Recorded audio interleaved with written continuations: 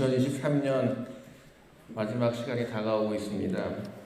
다 같이 마음을 모아서 송구 영신 예배를 시작하려고 합니다. 오늘은 특별히 보통 우리가 남성교회에서 징을 쳐주셨는데 오늘은 여성교회에서 올해는 여성교회가 징을 쳐줌으로써 한 해를 마감하는 송구 영신 예배를 시작하도록 하겠습니다. 김기수 권사님 앞에 나와주셔서 다 같이 징 울림으로 예배를 시작하도록 하겠습니다.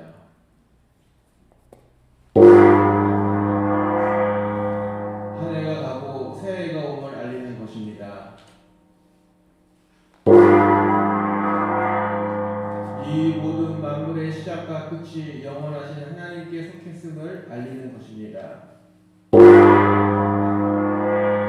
새해에도 하나님의 뜻이 우리 가운데 이루어지심을 알리는 것입니다. 아멘. 다 같이 찬송가, 봉성가, 임재 찬양하시겠습니다.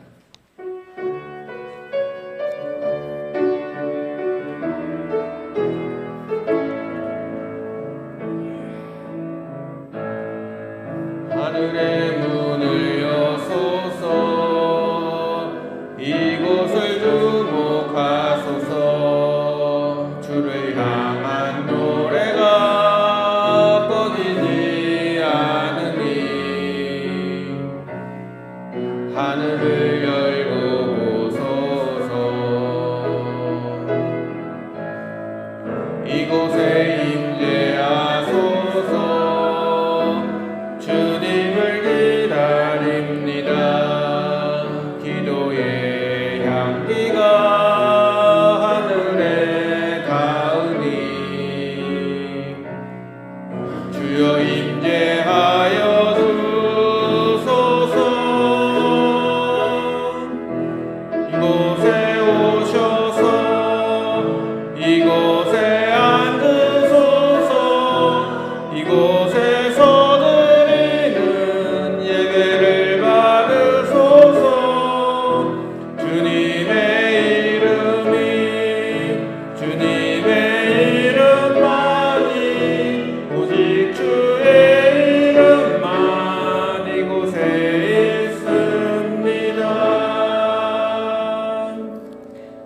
말씀을 교독하겠습니다. 하나님이 창조하신 해와 달이 번갈아 뜨고지면 하루가 갑니다. 달이 차고 기울면 한 달이 가고 한 해가 갑니다. 그 한 해가 가고 오늘 새해가 열립니다.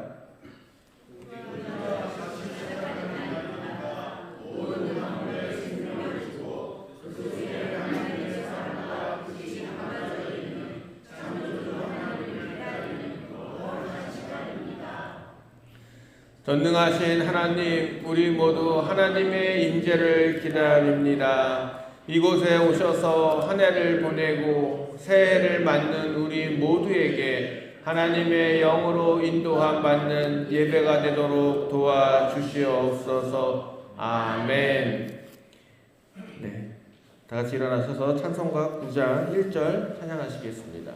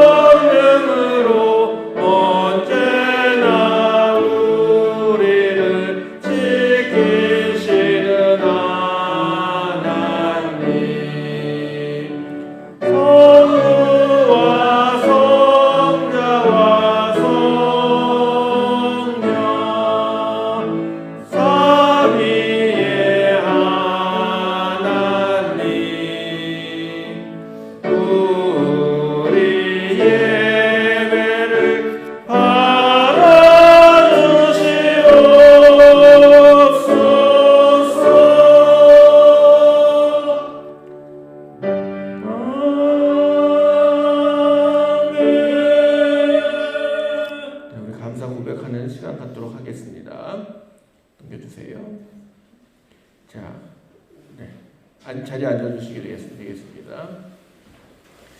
새초부터 새말까지 함께 하신 하나님, 믿음이 없는 시대에 믿음을 지켜주시고 예배드리기 어려운 시절에 주님을 경배하게 하시니 주님의 이름을 찬양하며 감사드립니다.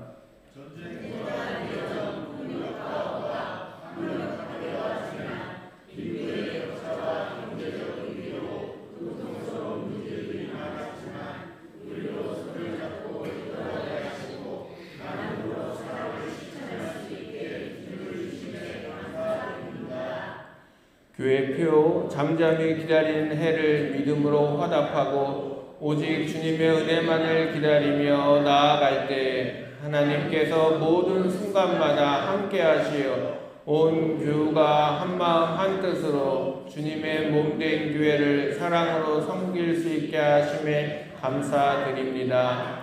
우리를 제자로 불러주신 우리 주 예수 그리스도의 이름으로 기도드립니다. 아멘.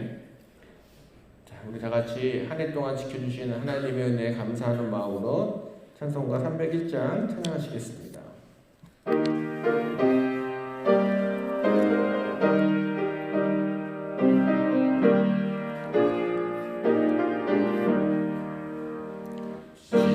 지금까지 지내온 것 주의 크신 은혜라 한이 없는 주의 사랑 어찌 이루 말하랴 자나깨나 주의 손이 항상 살펴주시고 모든 일을 주 안에서 형통하게 하시네. 몸도 마음도 연약하나 새 힘 받아 살았네. 물 붓듯이 부으시는 주의 은혜 족하다. 사랑 없는 거리에 나 험한 산길에 갈 때 주의 손을 굳게 잡고 찬송하며 가리라. 주님 다시 배올 날이 날로 다가와 무거운 짐 주께 맡겨 벗을 날도 멀지 않네. 나를 위해 예비하신 고향집에 돌아가 아버지의 품 안에서 영원토록 살리라. 아멘. 이 시간 하나님 말씀은 올해 표였던 시편 61편 1절 5절 말씀입니다. 우리 다 같이 한 목소리 말씀 봉독하겠습니다. 내 영혼이 잠잠히 하나님만을 기다림은 나의 구원이 그에게서만 나오기 때문이다. 내 영혼아 잠잠히 하나님만 기다려라. 내 희망은 그에게서 온다. 아멘. 이는 살아계신 하나님의 말씀입니다. 하나님의 말씀은 생명의 말씀이요 날마다 구원의 능력이 되고 치유와 소망과 기쁨이 됩니다. 아멘. 네, 올해 우리 표어가 잠잠히 기다리는 해였습니다. 작년에 제가 송구영신 예배를 준비하면서 작년에는 한 해 동안 어떤 말씀을 전했는가 생각을 하면서 1년치 설교 내용을 한번 쭉 알려드렸죠. 제가 몇 번 했는지, 김수정 목사님 몇 번 했는지, 장수신 목사님, 나혜영 목사님 몇 번 했는지 제목들이 뭐였는지 했습니다. 그래서 작년에는 그 목록들을 보느라고 시간이 참 많이 걸렸었죠. 올해도 원래는 그렇게 하려다가 근데 올해는 시작했을 때 주셨던 말씀이 어떻게 이루어졌는가를 제가 한번 간증을 좀 하면 좋겠다 그런 생각이 들어서 1월 1일 날 1월 첫째 주에 설교했던 잠잠히 기다리는 해가 과연 어떻게 됐나 한번 제가 돌이켜 보면서 말씀을 준비했습니다. 제가 표를 올해 만들 때 옆에 다시 한번 보시겠어요? 표. 그림을 보시면은 저 뒤에 초록 색깔도 있고 노란색도 있고 빨간색도 있습니다. 저기에 저희가 구름을 상징한다고 디자이너한테 부탁을 해서 구름처럼 보이게 해달라. 그래서 저 구름인데 파란색이 없으니까 구름 같지가 않은 것 같아요. 근데 색깔을 일부러 저렇게 놓는데 출애굽기 16장 10절 말씀을 보시면 아론이 이스라엘 자손이 온 회중에게 말할 때 그들이 광야를 바라보니 주의 영광이 구름 속에 나타났다. 이런 말씀이 있죠. 주님이 말씀이 나타날 때 구름 속에 나타났다. 그리고요 출애굽기 40장 34절 말씀에도 보시면 그때 구름이 회막을 덮고 주의 영광이 성막에 가득 찼다. 이 성경 구절을 보고 하나님 말씀이 구름에서 나타났다라는 의미로 저렇게 만들어 봤습니다. 근데 다들 모르시더라고요. 제가 이 색깔도 초록 색깔은 편안을 의미한다고 해서 놓아봤고요. 붉은색은 우리 주님의 보혈을 의미해서, 노란색은 우리 성경 구절만처럼 희망을 기다려라 했던 것처럼 희망을 상징하는 색깔이 노란색이라서 이렇게 놓아봤습니다. 그래서 한 해 잠잠히 기다리는 해다 이렇게 말씀을 정했습니다. 여러분 올 한 해 하나님만 잠잠히 바라보고 계셨습니까? 올해 처음 시작할 때는요, 여기 계셨던 분들이 다 증인이시죠. 제가 뭐라고 얘기했습니까? 올해 늦어도 12월 전에 우리가 어떻게 된다고요? 교회를 옮겨야 합니다. 제가 분명히 그렇게 말씀을 드렸죠. LH에서 올해 12월에는 무조건 나가야 되고 여름부터 나가야 됩니다. 이렇게 얘기를 했습니다. 그래서 올해 시작할 때 저희가 아마 여름에 이사 준비를 해서 겨울 전에는 나가야 될 겁니다. 이렇게 생각을 했습니다. 그런데 하나님께서 주신 말씀은 잠잠히 기다리라 이런 말씀을 주신 거죠. 이사하려면 바쁘고 할 것도 많은데 뭘 잠잠히 기다릴까 그렇게 생각을 했습니다. 재작년으로 좀 돌아가겠습니다. 저희 LH 제가 재작년 아니죠. 아직 해가 안 지났으니까 작년이죠. 작년 4월에 LH에서 연락이 왔습니다. 우리 땅을 수용하겠다. 그렇게 연락이 왔습니다. 그래서 제가 불이 나게 갔죠. 가서 얘기를 들어보니까 우리 땅을 그냥 나라에서 감정평가해서 사서 가져가고 그냥 끝이라는 거예요. 뭐 땅을 보상을 받는다는 얘기도 없고 어떻게 해야 된다는 얘기도 없고 그냥 자기네가 감정평가해서 다 가져가면 끝이고 알아서 나가십시오. 이런 얘기를 듣게 되었습니다. 그래서 작년에 제가 기도 중에 하나님께서 주신 말씀이 있습니다. 누가복음 18장 1절 5절 말씀인데 예수께서 제자들에게 늘 기도하고 낙심하지 말아야 한다는 뜻으로 비유를 하나 말씀하셨다. 어느 고을에 하나님도 두려워하지 않고 사람도 존중하지 않는 한 재판관이 있었다. 그 고을에 과부가 한 사람이 있었는데 그는 그 재판관에게 줄곧 찾아가서 내 적대자에게서 내 권리를 찾아주십시오 하고 졸랐다. 그 재판관은 한동안 들어주려고 하지 않다가 얼마 뒤에 이렇게 혼자 말하였다. 내가 정말 하나님도 두려워하지 않고 사람도 존중하지 않지만 이 과부가 나를 이렇게 귀찮게 하니 그의 권리를 찾아줘야 하겠다. 그렇게 하지 않으면 그가 자꾸만 찾아와서 나를 못 견디게 할 것이다. 이 말씀을 저에게 주셨습니다. 그래서 작년에 제가 법적으로 다 안 된다고 하니까 귀찮게라도 해야겠다. 그 생각이 들었습니다. 그래서 제가 LH에 출근을 하기 시작합니다. 그러니까 아시는 분들은 아시겠죠. 제가 교회로 출근하지 않고 다행히 저희 집에서 교회 오는 중간에 LH 고향 이사가 있었기 때문에 제가 교회 오지 않고 아침에 출근을 LH로 합니다. 근데 9시에 갔더니 직원들도 막 출근하고 막 정신이 없더라고. 모여서 회의도 하고. 그래서 안 되겠다. 지켜보니까 9시 반쯤 가면은 다 회의가 끝나가지고 자기에 앉아서 업무들을 시작하더라고요. 그래서 제가 이제 아침 9시 반이 되면 LH 고향 이사에 방문을 합니다. 처음에는 뭐 신분증을 보여달라고 했는데 제가 이제 나중에 하도 많이 가니까 그다음부터는 그냥 인사만 해도 그냥 들여보내주시더라고요. 그래서 출입할 때 관리하시는 분하고는 친하게 지냈습니다. 그리고 나서 들어가면 저희 담당하시는 분들이 있는 자리에 가서 저 왔습니다. 뭐 좋은 소식 있습니까? 아, 목사님 그렇게 안 된다니까요. 알았습니다. 그러면 제가 뒤에 대기하는 공간이 있어요. 그 자리에 앉아서 거기에서 성경도 보고, 제가 원래 성경책으로 성경 잘 안 봐요. 요즘에는 다 노트북으로 보잖아요. 일부러 성경책 펴서 성경책 보고 앉아 있습니다. 나 이렇게 많은 거 읽을 거다라는 생각으로 다 앉아서 성경책을 보죠. 그리고 복음성가도 듣고 거기서 기도도 하고 성경도 노트북으로 해서 성경도 쓰고 그렇게 일주일을 보냈더니 그분들이 너무 스트레스를 받으셨나 봐요.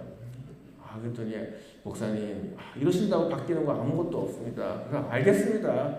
그냥 저는 교회 가서 앉아만 있어도 너무 가슴이 답답하고 이렇게 못 살겠다 생각이 들어서 그나마 여기 와야 내가 마음 편해서 여기 오겠습니다. 그러고는 그렇게 일주일, 2주일 갔습니다. 물론 교회 일이 있을 때는요, 갔다가 여기 왔다가 또 가기도 하고, 하여튼 2주일 매일 갑니다. 그랬더니 이제 이분들이 특히 같이 일하시는 분들이 너무 귀찮은 거죠, 제가. 그러니까 제가 그때 보니까 다들 일할 때 100% 일하는 사람이 어디 있겠습니까? 일하다가 핸드폰도 하고 게임도 좀 하고 맛있는 것도 좀 먹고 그러지 않겠습니까? 누구나 다. 근데 제가 민원인이 거기 앉아가지고 아침부터 저녁까지 밥 먹을 때 갔다가 다시 와가지고 계속 앉아있으니까 이 사람들이 눈치가 보이니까 게임도 못하겠고 뭐 사먹다가도 저를 눈치를 이렇게 봐요. 그럼 저도 같이 봐요. 그러면은 자기네들이 먹고 사왔다가 저도 하나 주고 가기도 하고 막 그러는 거예요. 이분들이 너무 불편하니까 저한테 목사님 이렇게 해보냐 소용이 없지만 자기가 한강교회의 마음을 이해를 하니까 최대한 노력을 해보겠습니다. 그리고는 잠깐만 좀 한 2주만 있다 오십시오. 그러는 거예요. 알겠다. 그리고 2주 있다 오겠습니다. 그리고 2주 있다 갔습니다. 그래서 뭐가 바뀌었습니까? 그랬더니 자기네 본부장님하고 얘기를 해봤는데 이렇게 해서 알아보면 바로 사실상 한강교회를 도와줄 수 있는 방법이 없는 건 사실입니다. 또 이러는 거예요. 알겠습니다. 그리고 또 가기 시작했어요. 또 매일 가니까 이분들이 이제는 뭐 이렇게 자꾸 업무를 저보고 업무 방해한다는 거예요. 그래서 제가 언제 업무를 방해했습니까? 저기 민원실이라고 써 있어서 그 민원하는 자리에 앉아 있을 뿐인데 그게 왜 방해가 됩니까? 저 민원이 맞는데 제가 소리를 질렀습니까? 뭐 화를 냈습니까? 뭐라고 했습니까? 그냥 앉아 있는데 왜 그거 갖고 업무 방해라고 하십니까? 그랬더니 또 이분들이 할 말이 없어요. 그리고 거기 앉아 있으라고 만들어 놓은 자리니까 제가 다른 자리에 앉아 있는 것도 아니고 그러니까 불편하니까 이분들이 자기네들끼리 회의를 자꾸 합니다. 그리고 이제 우리 기독교 대학 감리 중부위원회에서 이 사실을 알고 어떻게 하면 좋겠는가 감리사님들 사인을 좀 받아서 가면 어떨까 그런 이야기들을 합니다. 그래서 우선은 교인들 사인을 받았고 일산 동지방 우리 교회 그때 말씀드렸죠. 일산 동지방 목사님들한테도 좀 사인 좀 받아주십시오 부탁을 드렸습니다. 그래서 이제 20개 교회에서 이 사실을 알리고 항의 서한에 사인을 해서 저한테 보내주셨습니다. 그래서 한 20개 교회에서 보내왔는데 그때 말씀드린 것처럼 우리 교회에서 연합수련회를 계속했죠. 학생들 성경학교를 우리 교회에서 연합으로 매해 했기 때문에 이 지방에서 자라난 감리교 아이들이 우리 교회를 되게 사랑합니다. 지나가다가도 한강교회 있는 자리인데 이렇게 얘기를 하고 간다는 거예요. 왜 어렸을 때 여기 우리 교회 와서 성경학교를 6년에서 12년을 하는 친구들이 있으니까 얘네들이 한강교회를 너무 사랑하죠. 근데 그 한강교회가 없어진다. 그랬더니 애들이 나서서 엄마 사인해, 아빠 사인해, 그리고는 자기네들이 그 들고 다니면서 사인을 받아서 목사님을 줬다는 거예요. 그래서 지방에서 아이들이 추측이 돼서 만들어진 사인, 또 어른들이 해주신 사인, 그것들을 가지고 가서 제가 한 방에 보내주지 않고 어차피 자주 가니까 한 주에 한 교회 사인들을 가지고 갑니다. 자, 저희 지방에 어느 교회가 항의 서한 사인해서 보냈습니다. 갖다 드리고 저희 교회 거 드리고 또 다른 교회 거 갖다 드리고 항의 서한이 조금씩 계속 쌓이는 거죠. 그 다음에는 그 이분들은요, 목사님 이래봐야 소용없습니다. 계속 이러는 거예요. 그래도 저는 계속 가지고 가서 사인한 것들을 보내드립니다. 그리고 난 다음에 감리사님들이 항의 서신을 또 사인 받아서 갖다 드리고, 근데 이분들이 이게 잘 뭔지 모르니까 저는 우리 감리교회 중부연합하고 경기도권에 있는 교회들 몇천 개의 교회들이 모여서 연합이 있는데 그걸 대표하시는 감리사님들이 이렇게 항의 서신을 보낸 겁니다. 우리 감리교회가 가만히 있지 않을 것입니다 라는 걸 보냈어요. 감독 회장님이 또 서신을 하나 보내주셨어요. 그래서 그걸 또 보내줬습니다. 이렇게 항의 서신들을 계속해서 갖다 주고요. 또 우리 김현우 집사님이 그렇게 해봐야 더 좋은 거는 공문을 보내는 게 제일 좋은 겁니다. 이렇게 얘기를 해요. 그게 공무원들은 그게 제일 귀찮은 일이래요. 하여튼 민원이 접수되면은 답변을 안 할 수가 없는 거, 법적으로 2주 안에 답변을 해야 되니까 그게 제일 좋다고 그래서 그 다음부터 제가 2주마다 편지를 보내기 시작합니다. 근데 LH만 보내면은 얘네들이 덜 반응할까봐 고양시청과 LH와 그 다음에 국토부까지 세 군데에다가 계속 편지를 2주마다 보냅니다. 이것이 왜 여기를 하려고 하느냐, 왜 안 답변이 오죠. 그 답변을 보고 또 그건데 이거는 평가서에서 잘못된 거 아니냐, 그래서 꼬투리에 또 꼬투리를 잡고 계속 보냅니다. 그렇게 2주마다 보내니까 이제 국토부에서 이렇게 편지가 왔습니다. 어차피 이 문제는 LH하고 상의하는 문제니 앞으로는 자기네들한테 보내지 마시고 LH에다가 보내십시오 라는 편지가 왔습니다. 그 전에는 어떻게 왔냐면은 이 민원은 국토부에 제가 민원을 넣으면 국토부에서 이 민원은 LH와의 상의의 문제이므로 그쪽으로 위임하겠습니다. 인입했습니다. 그쪽에서 답변을 할 것입니다. 이렇게 친절하게 안내가 왔어요. 근데 한 3-4번 보내고 나니까 그 다음부터는 이 문제를 자기들한테 보내지 말라고 연락이 오더라고요. 그래도 계속 보내는 거죠, 저는. 그럼 계속 이 문제는 자기네 것이 아니고 LH에서 하는 거니까 거기 답변을 기다리십시오. 이렇게 연락이 왔습니다. 근데 국토부가 그 공무원이 이제 화가 나기 시작한 거예요. 맨날 똑같은 내용을 계속 자기가 이렇게 보내려니까 이것도 화가 났는지 LH 전화를 해서 그 민원 좀 국토부에 올리지 말라고 해라 그랬나 봐요. 그래서 LH에서 연락이 왔습니다. 목사님, 그 공문 어차피 다 자기네들한테 오고 고양시청에도 보내지 마시고 국토부에도 보내지 마시고 그냥 자기네한테 보내라 이렇게 얘기를 합니다. 그래서 알겠습니다. 그리고는 이제 제가 계속 또 2주마다 공문을 보내면서 가게 됐습니다. 그렇게 여름에서 시작해가지고 가을쯤 들었을 때 한 10월 달쯤 됐을 때 일이죠. 여름을 그렇게 보냈습니다, 제가. 그리고 나서 10월 달쯤 가니까 목사님 그냥 조금만 기다려 주십시오. 12월이나 1, 2월 달에 법을 바꿀 때가 있는데 그때 한강교회 토지를 종교부지를 놓도록 하겠습니다. 그리고 안 놓으면 어떻게 해요? 그랬더니 믿고 기다려달라 그러시는 거예요. 그래서 어차피 교회 일도 많고 바빴는데 알겠습니다. 그러면 제가 믿고 기다리겠습니다. 그리고는 겨울 작년에 이제 한 해를 마감하고 또 새로 시작해야 되니까 바빴죠. 그리고 하나님 주신 말씀 잠잠히 기다리는 해였습니다. 그래서 그래 좀 기다려보자. 믿고 기다리자 그랬습니다. 근데 제가 믿고 기다렸을까요? 여러분 저를 아시죠? 저는 그렇게 가만히 기다리는 성격이 못 됩니다. 아무리 기다려고 해도 불안해서 안 되겠어요. 그래서 변호사님들을 찾아다니면서 변호사님들은 다 한결같이 말씀하시는 게 LH는 그렇게 말을 해놓고 준 적이 한 번도 없다는 거예요. 그리고 아마 다른 사람은 바뀔 거라는 거예요. 그러니까 지금부터 소송 준비를 합시다. 그렇게 얘기를 하셨습니다. 그렇죠. 그래야겠습니다. 그래서 올해 1월부터 2월 달까지 소송 준비를 합니다.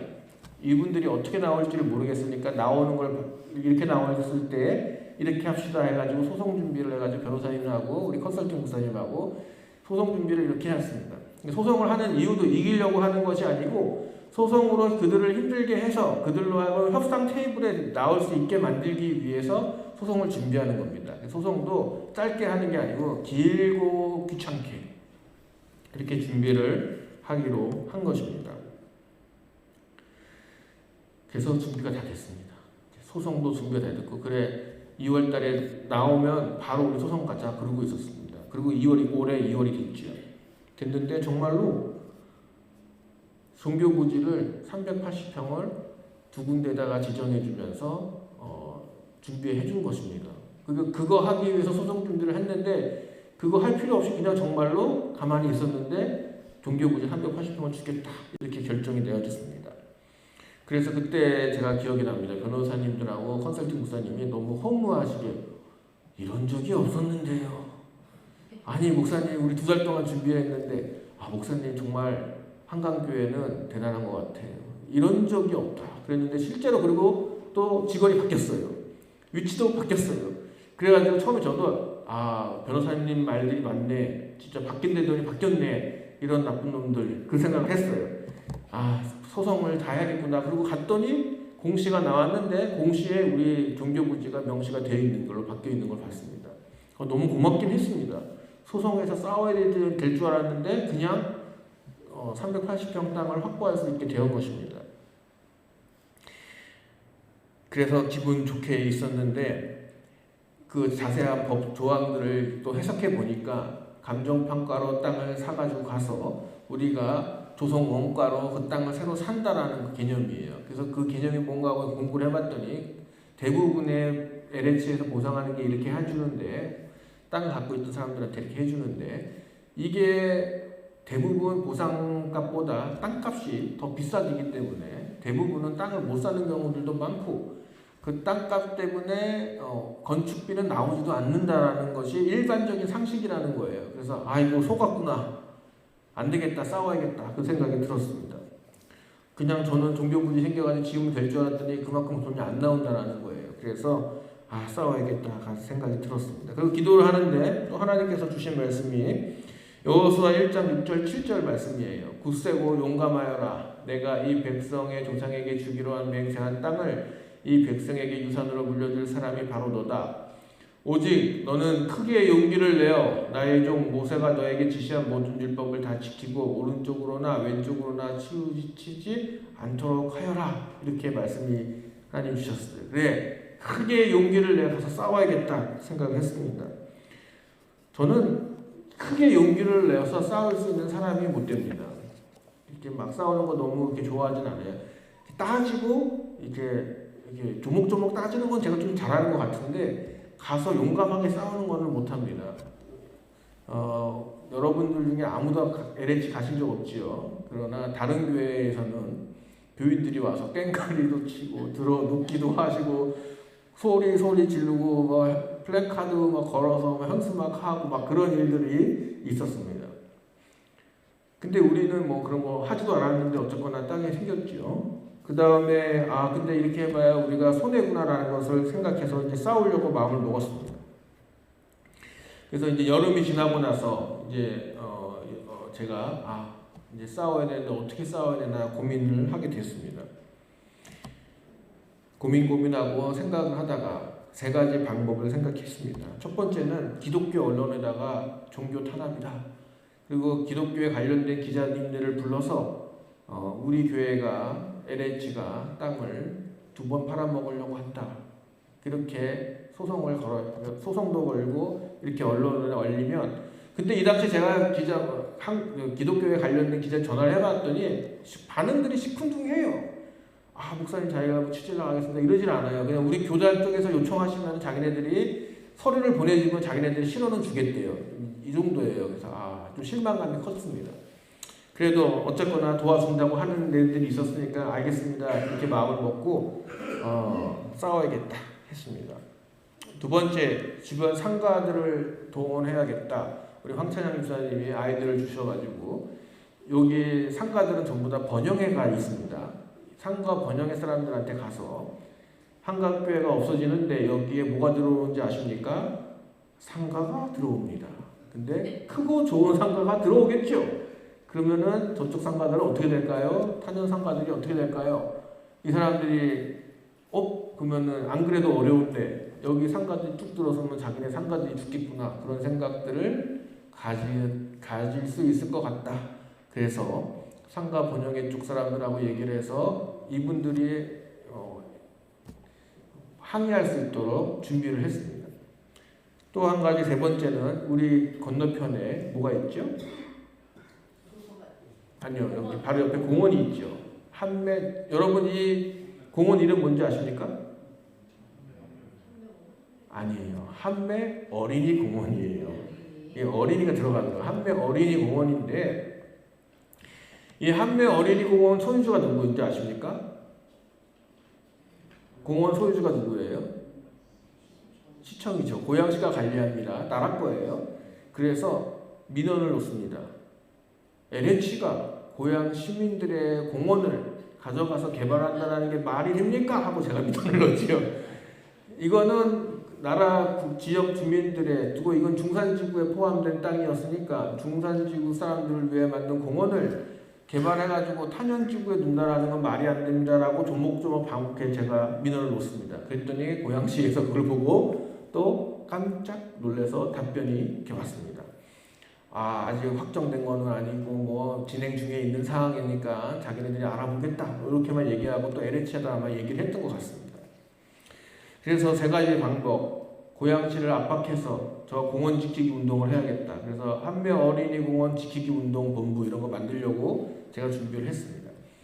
그리고 LH랑 싸울 때 그 얘기들이 나왔습니다. 그리고 싸울 때 변호사님 모시고 가고 우리 컨설팅 목사님을 모시고 가서 컨설팅 목사님이 이 세 가지 방법으로 우리는 싸울 거다. 감리교가 가만히 있지 않을 거다. 6,000개의 감리교를 상대로 너네 한번 싸워보자. 안 그래도 우리 벼르고 있었다. LH가 그동안 감리교 땅을 얼마나 많이 가져갔는지 아느냐. 그리고 이번 기회에 한번 제대로 붙어보자. 이렇게 하고 온 겁니다. 그래서 이제 제대로 한번 싸워보려고 했는데 무슨 일이 벌어졌는지 여러분 다 아시죠? 올 여름에 아파트에 철근들이 없대요. LH가 개발한 아파트들 중에 그 뭐라고 그러죠? 순살 아파트. 철근들이 안 들어간 거 다 기억나시죠? 그래서 무너지고 그랬지 않습니까? LH가 그 사건이 터지니까 분위기가 확 바뀌고 뭐 싸우자, 뭐 소송합시다, 싸우십시오. 우리는 한 줄 다 했습니다. 막 그랬거든요. 그래서 그래 한번 제대로 싸워봅시다 그랬는데 그 순살 아파트 사건이 땅 터지니까 갑자기 LH에서 목사님 뭘 원하십니까? 그러시더라고요. 재척을 하게 해주십시오. 건들지 마십시오. 알겠습니다. 죽어도 안 된다, 법적으로도 문제없다 그러더니 이 순살 아파트 사건이 땅 터지니까 갑자기 그 사건에 두 번 땅 팔아먹는 LH 사건까지 겹쳐지면 문제가 되겠거니 하는 생각을 가졌던 것 같습니다. 그랬더니 재척을 해드리겠습니다. 딱 그러는 거죠. 그래서 재척하려고 하려면 법적으로 되게 복잡하거든요. 그 복잡한 것들을 이제 가서 제가 같이 상의를 했습니다. 그래서 아마 기억나실 겁니다. 제가 와서 우리 재척한다 해서 여러분 막 박수 쳐주고 막 그랬죠. 기억나시죠? 그래서 재척을 하려고 했습니다. 야, 정말 가만히 있었는데 정말 기자분들 기자 한 번도 안 실었고 그 상가 번영의 사람들 한 번도 안 만났고 얘기만 전화로만 했고 공원 지키기 운동 본부는 뭐 창설도 안 했고 그냥 공문 한 번 딱 보낸 걸로 그게 끝이 난 겁니다. 그리고는 알겠습니다. 한강교회가 원하는 대로 한강교회는 빼고 공사를 하겠습니다 하고 이게 재척을 하겠다라는 약속을 받았습니다. 오늘 이럴 줄 알았으면 잠잠히 기다려도 됐을 텐데 생각이 살짝 들기도 했습니다. 괜히 힘들게 싸웠네. 근데 안 싸웠으면 뭐 그렇지 않겠죠. 그래서 재척을 할 수 있게 되었다라는 이야기를 제가 듣게 되었습니다. 그래서 재척하면 어떤 일이 벌어지는가 했더니 제일 큰 문제가 소음과 먼지입니다. 소음과 먼지가 심하기 때문에 평일에는 모일 수 없다 이렇게 얘기합니다. 그래서 뭐 한 1, 2년 정도는 못 모일 수도 있겠다 그런 얘기를 듣고요. 그리고 한 3년에서 4년 정도는 주일날만 예배를 드려야 된다 이런 얘기를 들었습니다. 근데 먼지와 소음 문제보다 더 중요한 거는 이 집안이 이게 뭐 폭발도 하고 뭐 돌도 나오고 막 그러면서 주변을 정리하다가 우리 교회 집안까지도 영향을 미칠 수도 있고 또 어린이 안전 문제라든지 여러 가지 문제가 있을 수 있다라는 이야기를 들었고 또 우리 교회 건물은 진동이 나무로 지어졌다 보니까 또 좀 낡다 보니까 이제 교체해야 할 때도 되기는 했습니다. 그래서 이런 이야기들이 오고 가고 하면서 그러면은 어떻게 하는 게 제일 좋을까 우리 다 회의를 했었죠. 그래서 다 같이 나와서 얘기를 그때 했고 그때 나왔던 이야기는 차라리 재척하는 것보다는 나갔다가 다시 들어오는 게 좋겠습니다. 그렇게 이야기를 해주셔서 그래서 제가 다시 LH한테 가서 재척 말고 보상받는 걸로 얘기하기가 너무 창피하지 않습니까? 막 엄청 싸울 것처럼 하고 와서 합의를 다 해놓고 왔는데 그냥 원래대로 합시다 이렇게 얘기하기가 좀 너무 좀 그런 거예요. 그래서 제가 기도를 또 했습니다. 로마서 15장 1절 2절 말씀입니다. 믿음이 강한 우리는 믿음이 약한 사람들의 약점을 돌봐주어야 합니다. 우리는 자기에게 좋은 대로만 해서는 안 됩니다. 우리는 저마다 자기 이웃의 마음에 들게 행동하면서 유익을 주고 덕을 세워야 합니다. 이 말씀을 주셨어요. 아니 어제까지 싸웠는데 같이 화해를 하라는 건가 하는 생각이 들었습니다. 제가 LH에 갔습니다. 갔더니 목사님 재척하려고 했더니 이런 서류도 필요하고 저런 서류도 필요합니다. 준비해 주십시오. 그렇게 얘기를 합니다. 그래서 제가 들어보니까 듣고 있다가 제가 그래 서로 덕을 세우는 게 좋겠다 그래서 제가 그 담당관한테 물어봤습니다. 우리 재척하는 게 쉽습니까? 우리 땅이 512평, 14평이니까 이 땅만큼을 종교부지로 주시고 뒤쪽 말고 앞쪽으로 주실 수 있냐라고 그게 더 쉽습니까? 이렇게 물어봤습니다. 재척이 쉽습니까? 우리를 저쪽으로 보내주는 게 쉽습니까? 근데 그 전까지는 500평 절대 안 된다. 땅도 자기네가 결정해 줄 수 없다. 추첨할 수밖에 없다. 법이 그렇다. 그랬었거든요. 근데 재척 대신에 재척을 할 건지 500평에 저 앞쪽으로 땅을 줄 건지 둘 중에 하나 어느 거로 제가 이제 고르라고 했습니다. LH한테. 그랬더니 LH에서 대번 목사님 당연히 500평에 앞쪽으로 드리는 게 자기들한테 훨씬 쉽습니다. 그렇게 얘기하는 거예요. 그래서 제가 통 큰 마음으로 그럽시다. 그렇게 했더니 갑자기 그분들이 깜짝 놀라더니 부장님도 내려오시고 막 목사님 정말로 그렇게 하실 겁니까? 저한테 물어보는 거죠. 그래서 그게 더 쉽다고 하지 않으셨습니까? 그랬더니 맞습니다. 그게 훨씬 더 자기네들은 쉽고 자기네들한테 더 좋은 일입니다. 이렇게 얘기하더라고요. 그럽시다. 그러면 우리가 좀 손해볼 수도 있지만 그렇게 하도록 하겠습니다. 그랬더니 너무 좋아하시는 거예요. 근데 왜 그랬냐면 제가 알아보니까 우리 땅은요. 우리 목사님 김순영 목사님이 이거 샀을 때는요. 저기 중산지구 개발하고 여기 받은 거잖아요. 끝 땅이었지 않습니까? 그러니까 여기서 엄밀하게 말하면 제가 볼 때는 제가 LH 만나보니까 여기 원래 공원 땅이었을 거예요. 이 공원을 이렇게 만들었는데 교회 땅 줄 걸 생각하지 않고 땅을 다 팔아먹고 나서 교회 땅이 없으니까 여기를 잘라서 준 거 아닌가 제가 이렇게 생각이 됩니다. 일하는 게 치밀하지 않더라고요. LH들도. 그러니까는 큰 길을 건너서 오니까 누가 봐도 여기 중산지구 아니지 않습니까? 근데 여기 중산지구예요. 지도상으로는. 그래 이렇게 애매한 땅을 파는 거죠. 하여튼간에 그렇게 해서 그때는 여기가 끝에 있는 땅, 끝자락의 땅이었는데 여기를 개발하고 나니까 여기가 지금 뭐가 됐습니까? 여기가 맨 앞이에요. 제일 좋은 자리예요. 그래서 중심이 됐습니다. 그리고 보상을 하려고 했더니 저 안쪽 땅들은 산이고 개발되지 않은 땅들이기 때문에 토지가가 되게 낮아요. 근데 저희는 그래도 중산지구에 개발한 땅이기 때문에 기본 시작하는 단가가 달라요. 그래서 우리 길 하나 두고 유일설렁탕 집은 저희랑 땅값 차이가 확연히 다릅니다. 우리가 볼 때는 똑같이 건데 이러는데 이유는 여긴 개발한 땅이고 저긴 개발하지 않은 땅이기 때문에 가격 차이가 다르다는 거예요. 그래서 감정평가를 받았습니다. 변호사님들하고 상의를 했습니다. 변호사님들이 이 지역에 있는 땅 조사, 갑자기 변호사님하고 저하고 부동산 하는 줄 알았어요. 땅 가격과 시세 조사를 다 한 거예요. 그랬더니 목사님 한강교회는 팔고 다시 사는 게 이익일 것 같습니다. 보통은 거꾸로인데 한강교회는 이 땅이 제일 비싸요.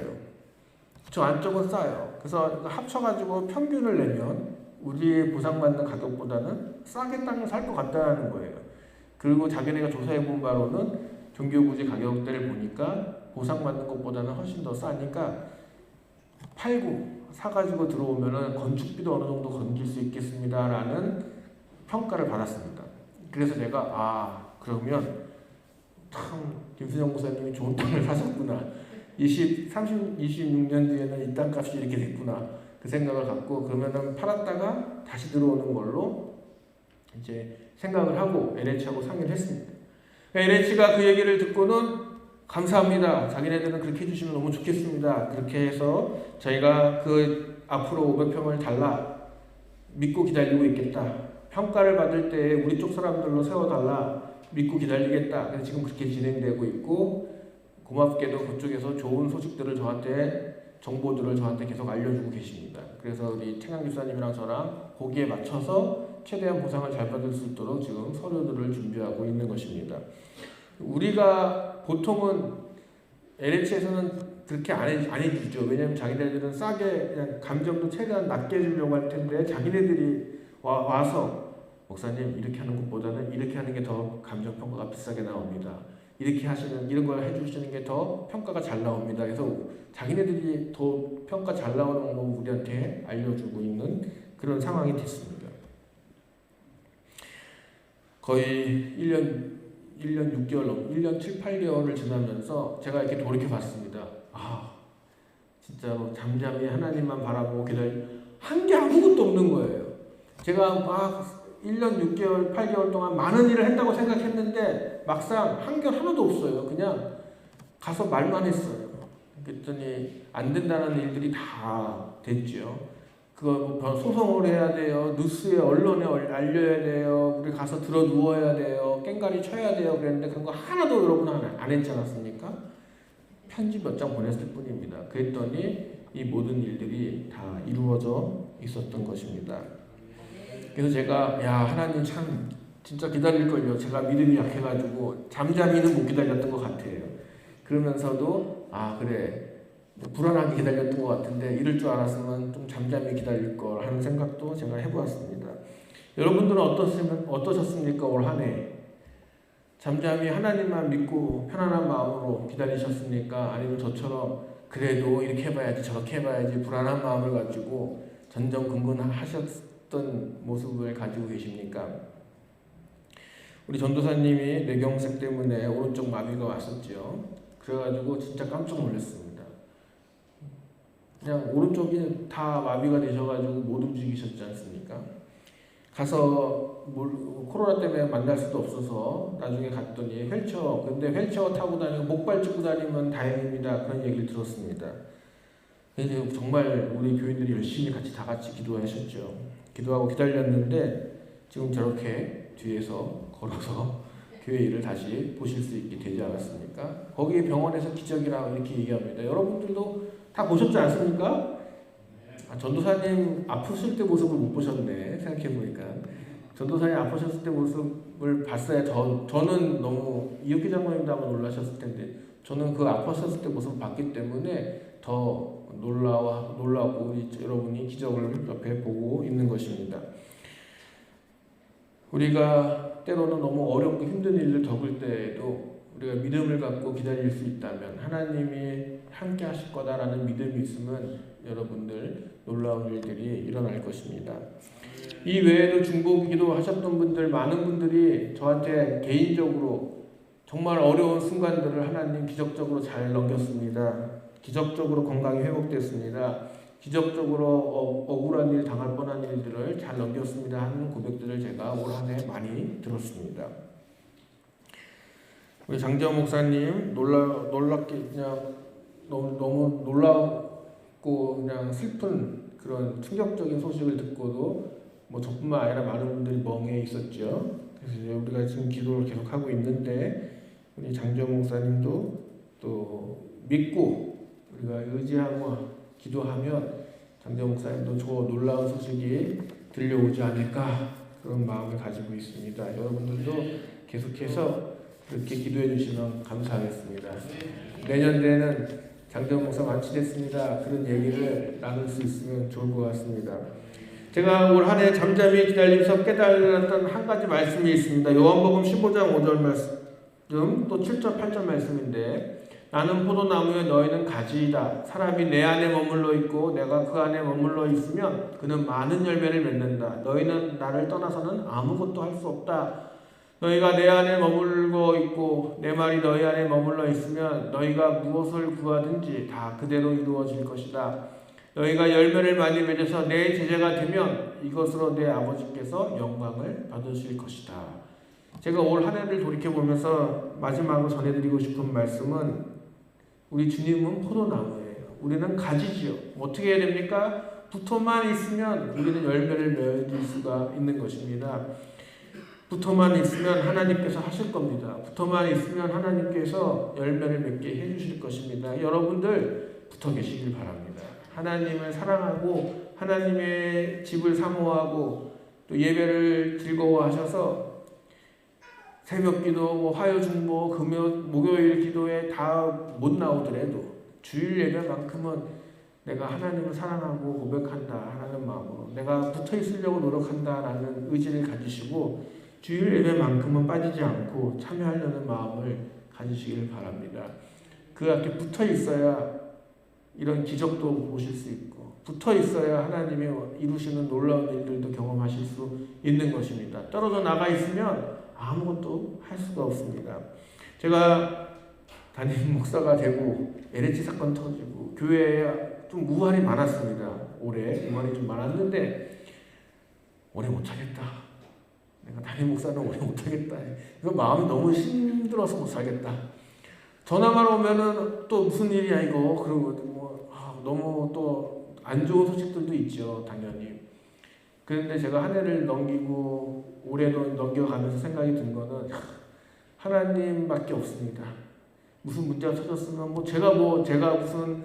제가 돈이 많습니까? 제가 의술이 있습니까? 아니면 제가 무슨 사업을 잘합니까? 미래를 합니까? 저도 똑같죠. 어떡합니까? 그냥 하나님 기도할 수밖에 없지요. 그렇게 올 한 해를 그런 마음으로 기도하고 보냈는데 제가 보니까 그 많은 일들을 이루신 하나님의 고백들을 제가 들었습니다. 그래서 내년에도 또 어려운 일들이 우리 주변에 많이 힘들 겁니다. 어렵겠죠. 근데 주님 옆에 붙어 있으면 또 주님께서 하실 겁니다. 그런 마음을 가지려고 합니다. 여러분들도 그렇게 사시기를 바랍니다. 오늘 표 한번 다시 말씀을 보면 내 영혼이 잠잠히 하나님만 기다림은 나의 구원이 그에게서 나오기 때문이다. 내 영혼아 잠잠히 하나님만 기다려라. 내 희망은 그에게서 온다. 말씀으로 오래 살았습니다. 여러분들 그렇게 사시고 이제 앞으로 2024년에 제가 받은 말씀은 옆에 있지요. 옆에 있는 말씀 하늘을 쳐다보아라. 내가 셀 수 있거든 저 별들을 세어보아라. 너의 자손이 저 별처럼 많아질 것이다. 이렇게 축복의 말씀을 주셨습니다. 제가 그 말씀 받고 별 보셨습니까 여러분? 잘 안 보죠. 근데 제가 여기 나가서 한번 쓱 봤습니다. 근데 이렇게 별 셀 수가 없죠. 너무 많으니까. 저 많은 별들을 세워봐라. 그만큼 하나님 축복해 주신다라는 소리를 제가 듣고 너무 기쁜 마음을 가졌습니다. 1월 7일 날 주일 설교 때 저희 본문을 갖고 제가 설교를 할 텐데 그때 오셔서 또 듣고 2024년을 우리가 어떤 마음으로 준비해야 될지 한번 또 각오를 다졌으면 좋겠습니다.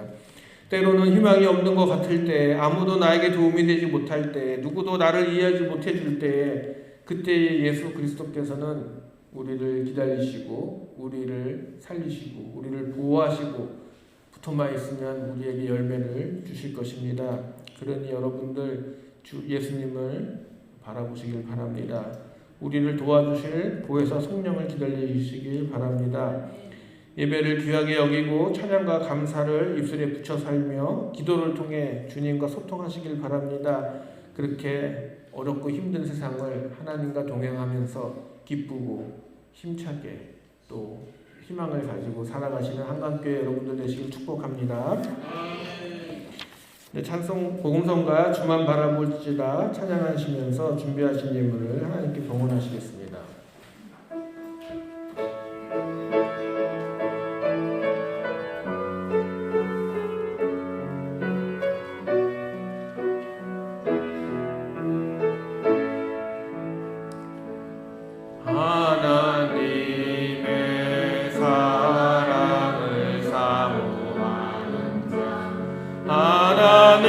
하나님의 평안을 바라보는 자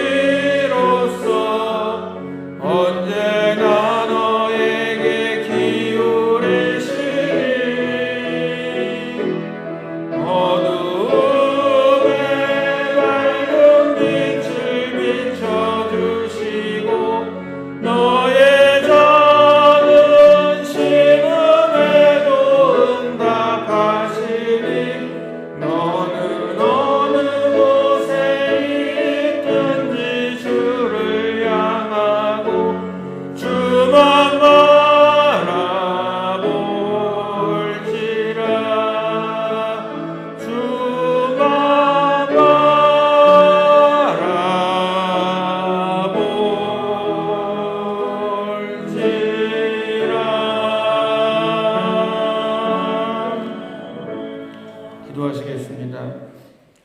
주님, 2023년 한 해를 마무리합니다. 주님의 때에, 주님의 시간에 우리가 하나님의 음성을 들으며 하나님의 일들을 감당했습니다. 하나님, 부족한 것도 많고 연약한 것도 많고 때로는 우리가 마음이 흔들리고 때로는 불평을 하고 원망도 하고 하나님이 왜 나를 버리셨는가 그렇게 탄식할 때도 있었습니다. 그러나 우리 주님께서 한결같은 마음으로 자비와 은혜로 우리와 함께 하셔서 우리가 주님의 사랑과 주님이 우리와 함께 하심을 깨닫고 또 주님 앞에 나옵니다. 힘들고 어려울 때마다 하나님 지켜주시고 보호하시고 우리를 세워주셔서 우리가 이 땅을 살아갑니다. 하나님, 때로 우리가 불편한 마음을 가지더라도 용서하여 주시옵소서. 때로 우리가 원망하고 불평해도 하나님 새로운 희망과 새로운 좋은 일들로 하나님 채워주셔서 우리가 하나님께 감사의 고백으로 바뀔 수 있게 하여 주시옵소서. 때로 우리가 어렵고 힘들고 고통스러운 삶을 살 때에도 하나님 우리에게 위로하시고 또 좋은 사람들로 하나님의 사람들로 또 하나님의 일들로 하나님의 말씀으로 우리가 무장이 되어 하나님 이겨낼 수 있게 힘을 허락하여 주시옵소서. 잠잠히 하나님만 바라보라 하셨는데 우리가 걱정 근심 때문에 그렇게 하지 못했음을 고백합니다. 아버지여, 이제는 우리가 담대한 믿음을 갖게 하셔서 걱정 근심하고 있는 것이 아니라 주님이 이 일을 통하여 어떤 일을 이루실지를 바라보게 하여 주시옵소서. 하늘의 별처럼 많은 저 별들을 보면서 하나님의 은혜를 떠오르게 하시고 하나님이 나를 이끌어 주실 것을 바라보게 하여 주시옵소서. 주여 아버지 함께하여 주셔서 우리가 한 해를 잘 마무리하고 이제 새 해를 맞이하려고 합니다. 함께하여 주시옵소서. 하나님 감사하는 마음으로 예물을 드립니다. 주여 이 예물이 하나님 나라를 위해 사용되게 하여 주시옵소서. 때로는 어렵고 힘들고 때로는 하나님 부족하지만 그래도 하나님께 사랑하는 마음을 담아 드리오니 그 예물들을 귀하게 받아주시고 그 손길들을 아름답게 받아 주시옵소서. 그리하여 하나님 채워주시고 더 하나님의 일들을 감당할 수 있는 손길로 변화시켜 주시옵소서. 예수님의 이름으로 기도합니다. 아멘.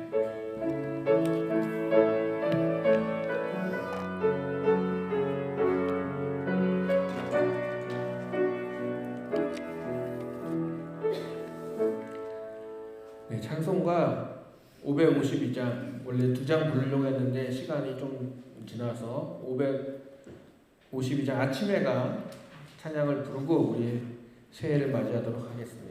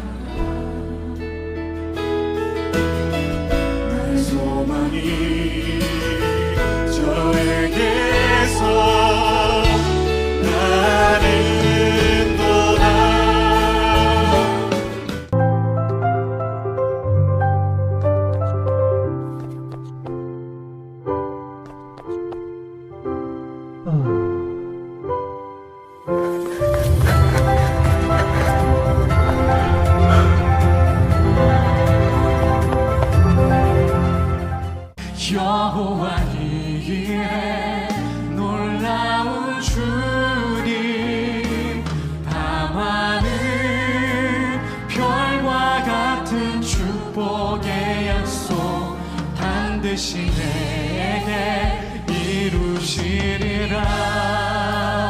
여호와 이 길에 놀라운 주님, 밤하늘 별과 같은 축복의 약속 반드시 내게 이루시리라.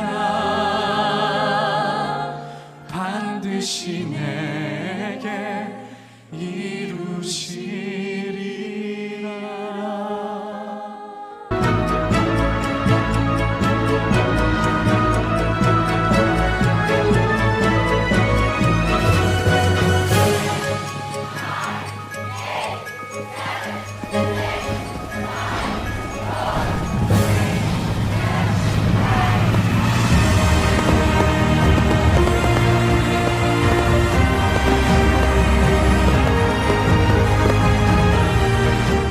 반드시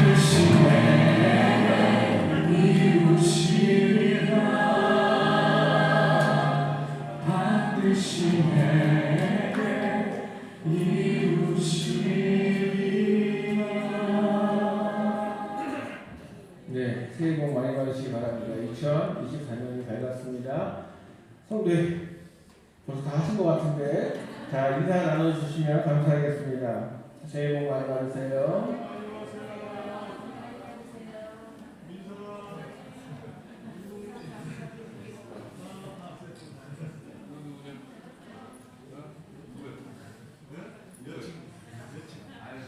네, 2024년에는 하나님께서 준비하신 많은 은혜와 또 사랑을 경험하시는 시간들 되시기를 축복합니다. 예배를 마치고 손장로님께서 케이크하고 뭐 이렇게 조금 준비해 주셨대요. 그리고 여성교회에서 생강차랑 준비해 주신 게 있습니다. 그래서 잠깐 뒤에서 예배 마치시고 다가하실 분들 얘기 나누시면서 잠깐 다가 나누시면 감사하겠습니다. 준비해 주신 분들 감사드립니다. 네, 이제 2024년 아직 익숙하지 않겠지만 2024년이 되었습니다. 우리 다 같이 일어나셔서 말씀 교독하고 축복한 후에 결단하도록 하겠습니다. 할렐루야. 새해 새날을 열고 새 일을 행하시는 하나님을 위대하시다 찬양하라. 새해도 우리와 함께하시는 임마누엘 하나님을 높이 찬양하라. 그늘진 곳에 거하는 자에게, 가난한 자에게, 아픈 자에게, 마음이 상한 자에게 가장 먼저 찾아오시어 위로하여 주시고 새 힘과 용기를 주시는 하나님을 찬양하라. 이 땅에 숨쉬는 모든 만물들아 역사에 전해주신 하나님이 하나님의 뜻대로 이 땅을 다스리시기를 찬양하라. 할렐루야. 말씀하신 것은 반드시 이루시는 하나님을 찬양하라. 자, 우리 새해 축복을 나누겠습니다. 먼저 어른분들이 우리 어린 자녀들에게 축복의 말씀을 다 같이 읽겠습니다. 예수님의 어린 시절처럼 어찌하여 나를 찾으셨습니까? 내가 내 아버지의 집에 있어야 할 줄을 알지 못하셨습니까? 하며 기쁜 마음으로 성령을 찾는 은혜가 임하기를 축복합니다. 우리 청년들, 학생들 다 같이 읽겠습니다. 2024년 하나님의 죄처럼 많은 은혜를 바라보는 해 표대로 하나님이 주실 은혜를 사모하며 바라보는 희망의 한 해가 되길 축복합니다. 자, 우리 여성분들이 남성분들에게 주를 사랑하는 자들은 해가 힘있게 돋게 하시옵소서. 라는 말씀대로 하나님을 사랑하며 살 때에 삶의 모든 영역에 해가 힘차게 솟아올라 제 갈 길을 다 가는 것처럼 힘있게 형통하게 나아가는 복된 새해가 되길 축복합니다. 자, 남성분들, 나를 사랑한즉 내가 그를 건지리라. 내 이름을 안즉 내가 그를 높이리라 하는 말씀대로 하나님을 의지하며 기도할 때 중심을 두시는 하나님께서 삶의 모든 일에 거룩한 응답으로 일마다 역사하시기를 축복합니다. 자, 옆 사람들에게 말씀해 주시면 좋겠습니다. 공에 거하시는 하나님의 축복이 강하게 임하기를 축복합니다. 아멘. 다 같이 결단하시고 페일 찬송 624 1절 부르신 후 김순영 목사님 축도 송구영신 예배를 마치겠습니다. 이제 성령의 능력을 힘입어 새롭게 열리는 2024년을 향하여 예수님이 말씀하신 대로 정의와 자비와 신의를 소홀히 하지 않는 제자된 삶, 학교까지 이르러 주님의 증인된 삶, 주님의 몸된 교회를 위한 헌신의 삶, 격려하고 배려하는 사랑스러운 가정이 되도록 힘쓰는 한 해를 살겠습니다. 나만과 합관이 하나님이 기뻐받을 이웃과 나라가 되고 지구촌이 하나님의 옷을 서로 깨끗하게 씻겨서 경제적, 정치적, 종교적, 환경적 위기가 완전히 사라지도록 기도하겠습니다. 주여 우리들과 함께하여 주시옵소서. 아멘.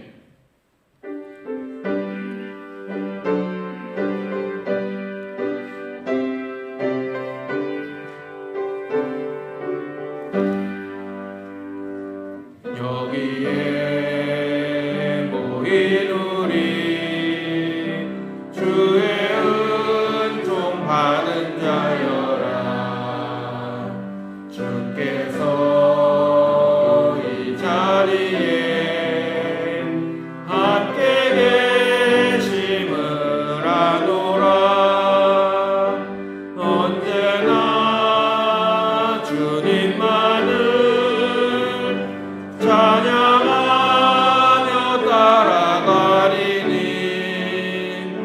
시험을 당할 때도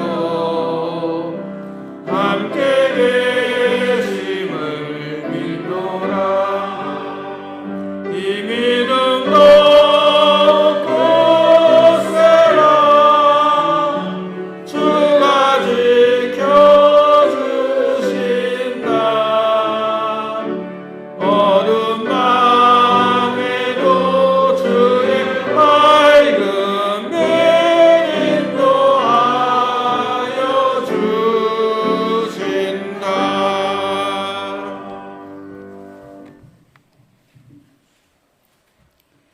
지금은 올 한 해도 한량없는 은혜로 함께하여 주시고 이제 새해 큰 소망을 품고 더 크고 많은 은혜를 바라보게 하시는 하나님의 그 놀라우신 은혜와 십자가의 길, 고난의 길, 죽음의 길이지만 나는 오늘도 내일도 그 다음 날도 내가 갈 길을 다 갈 것이라고 말씀하시는 우리 주 예수 그리스도의 그 온전하신 사랑하심과 날마다 우리에게 말씀을 주시고 기도하게 하시고 역사하게 하시는 성령님의 감화 감동 교통하심이 이 시간 송구영신 예배를 드리고 흩어지는 사랑하는 우리 한강교회 성도님들 모두 위해 또한 지구촌 곳곳에서 신음하고 아파하는 그 모든 외로운 심령들 위해 영원토록 함께하여 주실 것을 간절히 축원하옵나이다. 아멘.